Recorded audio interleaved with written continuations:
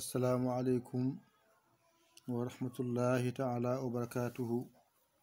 E bandiraɓe sehilaɓe jangiyankoɓe en garti e windande men hande noon eɗen janga ɗa koyngal ɗo ko ra koyngal holko serndi ɗo e ɗo toɓɓere nde. So toɓɓani ɗa koyngal, so toɓɓi ra koyngal. Ayna baaliɗo piccuɗo, rayna baaliɗo piccuɗo ko serdiɓe toɓɓere nde. So toɓɓani ayna baaliɗo piccuɗo, so toɓɓi rayna baaliɗo piccuɗo. Ay ɗa koyngal nani so adima hakkunde bindol sara bindol so serindima. Ra koyngal so adima hakkunde sara so serindima.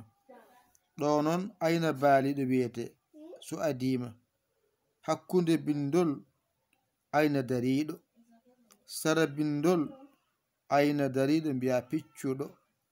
ɗo ko ayna baaliɗo mbiya piccuɗo. Ay ɗo ko ayna baaliɗo, ɗo ko ayna baaliɗo piccuɗo. Ay ɗo ko ayna dariɗo, ɗo ko ayna dari piccuɗo. Oɗo e o inde wotere. Ayna baaliɗo, ayna baaliɗo, ɗum ɗo wiyete piccuɗo. Ayna dariɗo, ayna dariɗo, ɗum ɗo wiyete piccuɗo.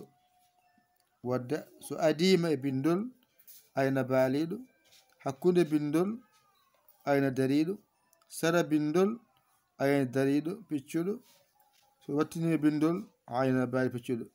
Ay o e o ko gotum, ayna baaliɗo, rayna baaliɗo, ayna dariɗo, rayna dariɗo, ayna baaliɗo piccuɗo, rayna baaliɗo piccuɗo, ayna baaliɗo piccuɗo, rayna baaliɗo piccuɗo. Ayde ɗo toɓɓani, ɗo toɓɓi, ɗo toɓɓani, ɗo toɓɓi, ɗo toɓɓani, ɗo toɓɓi, ɗo toɓɓani, ɗo toɓɓi. So toɓɓani ayna baaliɗo, ayna dariɗo, ayna baaliɗo, ayna dari piccuɗo, ayna baaliɗo piccuɗo.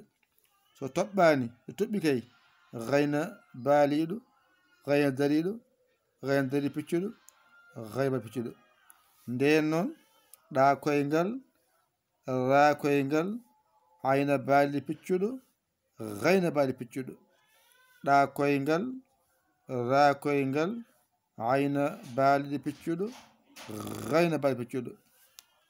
ɗa koyngal so adima, ɗa koyngal hakkunde bindol, ɗa koyngal sara bindol, ɗa koyngal so serindima. Ra koyngal so adima, ra koyngal hakkunde bindol, ra koyngal sara bindol, ra koyngal so serindima.